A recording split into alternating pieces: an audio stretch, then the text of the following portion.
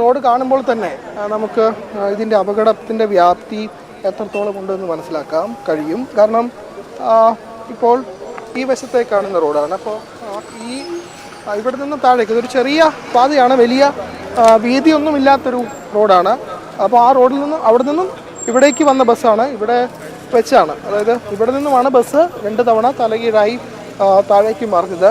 അങ്ങനെ സംഭവിച്ചൊരു അപകടമാണ്. ഏതായാലും ഈ പറയുന്ന ഒരു കുട്ടി, നേദ്യ എന്ന കുട്ടിക്കാണ് ജീവൻ നഷ്ടമായത്. 5ാം ക്ലാസ് മാത്രമാണ് പ്രായം. ഏതായാലും ആ കുട്ടിയുടെ മുകളിലേക്ക് ബസ് വന്ന് പതിക്കുകയാണുണ്ടായത്. അങ്ങനെ ഈ കുട്ടി ബസ്സിനുള്ളിലായിപ്പോയി, ബസ്സിന് അടിയിലായിപ്പോയി. അങ്ങനെയാണ് മരണം സംഭവിച്ചത്. കാരണം ആ കുട്ടി തെറിച്ച് വീഴുകയാണ് ഉണ്ടായത്. അങ്ങനെ അപകടം സംഭവിച്ചു എന്നതാണ് നമുക്ക് മനസ്സിലാക്കാൻ കഴിയുന്നത്. ഏതായാലും വലിയ അപകടം തന്നെ. 2 തവണ തലകീഴായി ബസ് മറിയുന്നു. അപ്പോൾ ആ കുട്ടി അതിൻ്റെ അടിയിലായി പോകുന്നു. അങ്ങനെ സംഭവിച്ചൊരു അപകടമാണ്. ആ സമയത്ത് ചേട്ടൻ ഇവിടെ ഉണ്ടായിരുന്നോ? ഏതായാലും ഇവിടെ സംഭവിച്ചത് വലിയ ഒരു അപകടം തന്നെയാണ്. ഈ 15 കുട്ടികളാണ് ഇവിടെ ഉണ്ടായിരുന്നത്. ആ സമയത്ത് 15 കുട്ടികൾ ഈ പറയുന്ന ബസ്സിനുള്ളിൽ ഉണ്ടായിരുന്നു.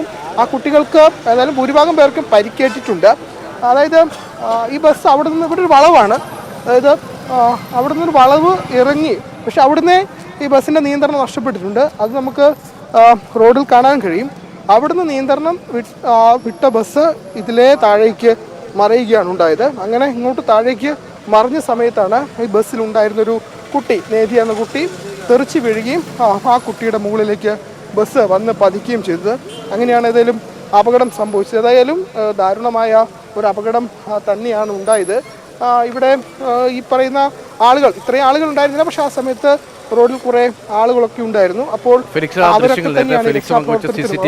കുറെ പേര് ഓടി വരുന്നത് ഒരു പ്രധാനപ്പെട്ട പാതയാണ് തോന്നുന്നു. ഫെലിക്സിന്റെ പ്രദേശം കൂടിയല്ലേ അത്? ഫെലിക്സിന് പരിചയമുള്ള സ്ഥലമല്ലേ?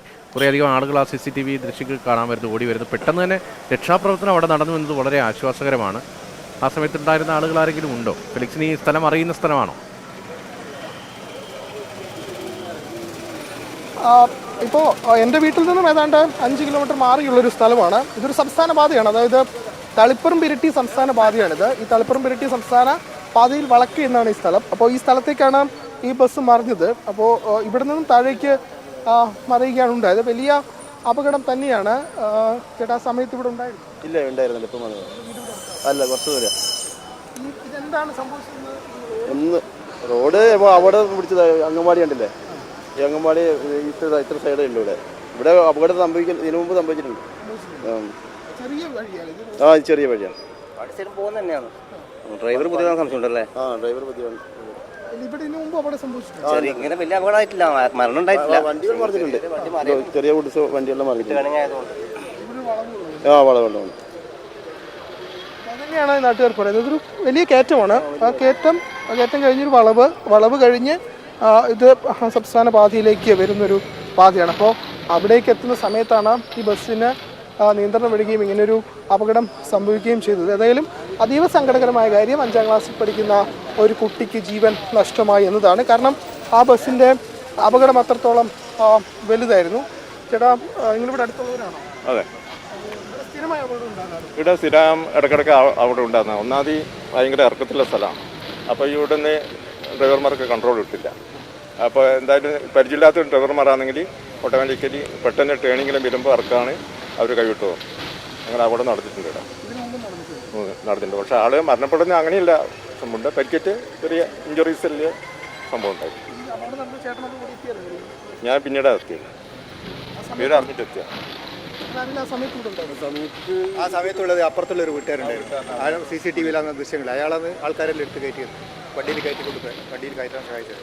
കുറച്ച് കുട്ടികളെടുത്തു, പരിക്കേറ്റ കുട്ടികളെടുത്തു.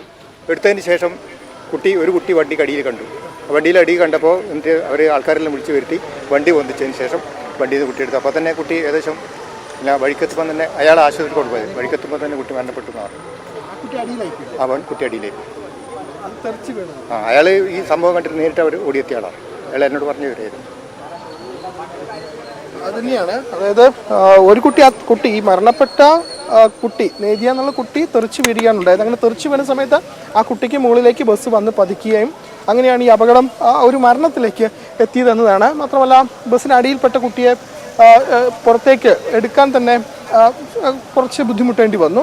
അങ്ങനെയാണ് ആ കുട്ടിയെ പുറത്തേക്ക് എത്തിച്ച് ആശുപത്രിയിലേക്ക് കൊണ്ടുപോയത്. ഏതായാലും സങ്കടപ്പെടുത്തുന്ന ഒരു കാര്യം തന്നെയാണ്. കുട്ടികൾ സ്കൂളിൽ പോയി തിരികെ വീട്ടിലേക്ക് മടങ്ങി വരുന്ന വഴി ഇങ്ങനെ ഒരു റോഡാണ് പ്രശ്നമല്ലേ? അത് പരിചയമില്ലാത്ത ഡ്രൈവർമാരൊക്കെ ആണെങ്കിൽ വലിയൊരു അപകടം ഉണ്ടാകുമെന്ന് നാട്ടുകാർ തന്നെ പറയുന്നുണ്ട്. മുൻപും അപകടങ്ങൾ ഉണ്ടാകുന്ന ഒരു റോഡല്ലേ, അതാണ് ഇത്ര വലിയൊരു അപകടത്തിന് കാരണമായത്. ആ CCTV ദൃശ്യങ്ങൾ പുറത്തു വന്നപ്പോഴാണ് ആ അപകടത്തിന്റെ വ്യാപ്തി അത് എത്രത്തോളമാണ് എന്ന് നമുക്ക് മനസ്സിലായതും. ആ റോഡിന്റെ അടിയിൽപ്പെട്ട ഒരു വിദ്യാർത്ഥിനിക്കാണ് ദാരുണമായ മരണം സംഭവിച്ചത്. തീർച്ചയാണ്, അതാണ് നാട്ടുകാർ ഒന്നടങ്കം പറയുന്നത്. ഈ റോഡ് വളരെ വീതി കുറഞ്ഞ ഒരു റോഡ്, ആ വീതി കുറഞ്ഞ റോഡിലാണ് ഈ അപകടം സംഭവിച്ചിരിക്കുന്നത്. വളരെ വീതി കുറഞ്ഞ റോഡിലൂടെ വരുന്ന ബസ്സാണ്. ഒരു കയറ്റവും ഒപ്പം തന്നെ ഇറക്കവുമുണ്ട്. അങ്ങനെ കയറ്റവും ഒക്കെ ഇറങ്ങി വരുന്ന സമയത്ത് സ്വാഭാവികമായിട്ട് ഇങ്ങനെ ഒരു തിട്ടാണ്. ഈ തിട്ടിൻ്റെ മുകളിൽ നിന്നും താഴേക്ക്. പക്ഷേ നമ്മൾ ആ CCTV ദൃശ്യങ്ങൾ മനസ്സിലാക്കും, നല്ല വലിയൊരു അപകടമാണ് ഉണ്ടായത്. അത് നല്ല സ്പീഡിലാണ് വാഹനം താഴേക്ക് മറിയുന്നത്.